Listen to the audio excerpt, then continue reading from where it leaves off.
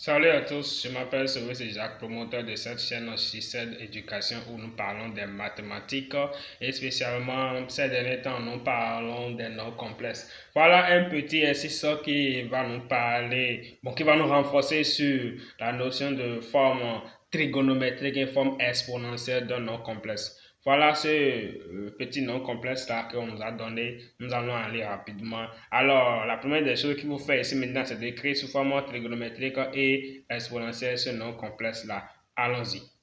Première étape, c'est de calculer le module de ce nom complexe. Donc, module de z, ça va nous donner racine carrée de moins racine carrée de 3, le tout au carré plus 1 au carré, parce que la formule dit que racine carrée de a au carré plus b au carré. Le a ici, c'est tout ceci et le b, c'est le 1, c'est-à-dire la partie imaginaire. Alors, quand on calcule, on trouvera quoi? Racine carrée de 3 plus 1, ce qui donne 4, et racine carrée de 4 qui nous donne 2. Finalement, nous avons racine carrée de 4. Donc, le module de z, ça nous donne 2. Alors, après le module, nous allons chercher un argument. Alors, ce qu'il faut faire, c'est de calculer cosinus de θ, supposant que θ est un argument de z. Donc, la formule, ça va faire quoi? La partie réelle sur le module, nous allons faire moins racine carrée de 3 sur 2. Maintenant, sinus θ, ça va faire la partie imaginaire, ça fait 1 sur le module qui est 2. Alors, quand on regarde les deux là, quel est l'angle dont le cosinus donne moins racine carrée de 3 sur 2 et le sinus me donne 1 sur 2. Alors, quand je consulte le cercle trigonométrique, je verrai que cet angle n'est rien d'autre que voilà le cercle trigonométrique. Et quand je regarde bien, cosinus m'a donné moins racine carrée de 3 sur 2. Cosinus donne ceci. Et sinus me donne un demi. C'est ce que nous avons trouvé. Alors, quand on regarde bien, l'angle, ça va faire 5pi sur 6. Alors, si l'angle donne 5pi sur 6, alors il y a dit delta est égal alors 5pi sur 6. Et on ajoute 2kp. 2kp. On dit que k élément de z. Alors, une fois que cela est trouvé, donc je dirais quoi? Que z est égal à 2 facteurs cosinus de 5pi sur 6 plus i sinus 5pi sur 6. Ça, c'est la forme trigonométrique. La forme exponentielle va nous donner quoi? 2 exponentielle de i 5pi sur 6. Et voilà les deux là. Maintenant, le travail qui est bien demandé, c'est z à la puissance 2019. Donc, je dirais quoi? Z à la puissance 2019 est égal. Donc, nous allons appliquer directement la formule de Moivre. Si on applique la formule de Moivre avec lui là, nous aurons quoi?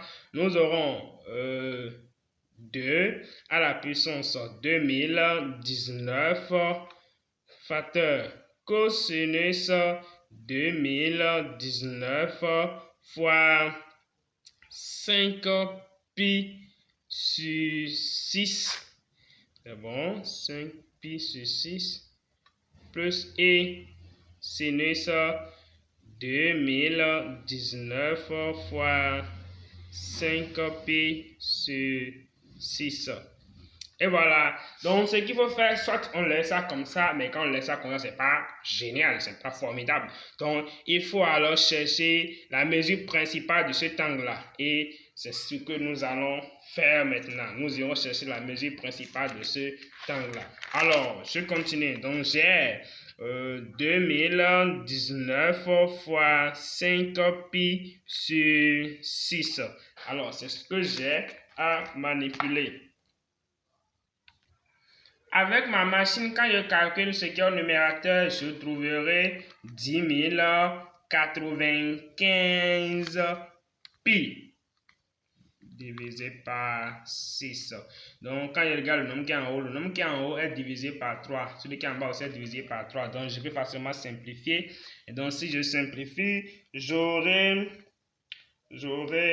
facilement 3365 pi 3365 pi sur 2 parce que j'ai simplifié le haut par 3 et le bas aussi par 3.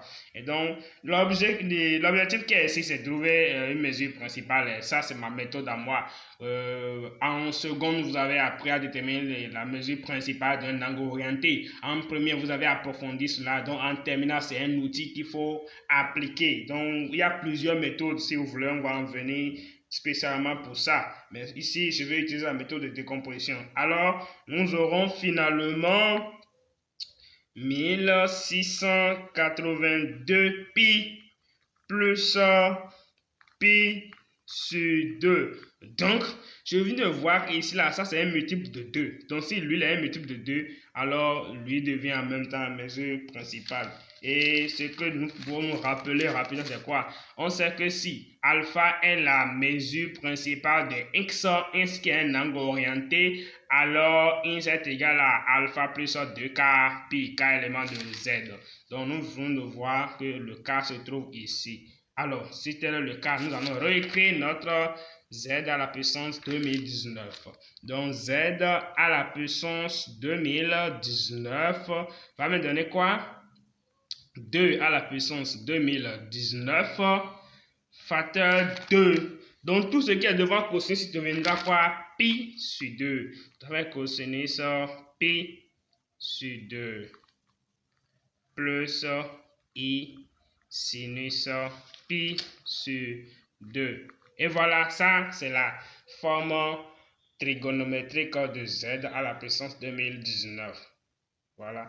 Maintenant, si nous voulons la forme exponentielle, donc ça donnera directement z à la puissance 2019 qui est égal à 2 à la puissance 2019 fois exponentielle i pi sur 2. Ça, c'est la forme exponentielle. Et si je veux, je peux me permettre de trouver la forme algébrique aussi. Hein? Si je veux trouver la forme algébrique, ça va faire quoi?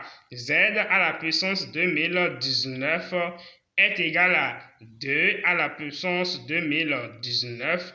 Et je vais essayer de calculer rapidement. Cosinus pi sur 2. Cosinus pi sur 2. Ça me donne 0. Donc, ça fait facteur de 0 plus sinus pi sur 2. Ça fait 1. Donc, 1 fois i, ça fait i. D'où z à la puissance 2019. Sa forme algébrique, ça va faire quoi? 2 à la puissance 2019 i. Et c'est fini. À la prochaine.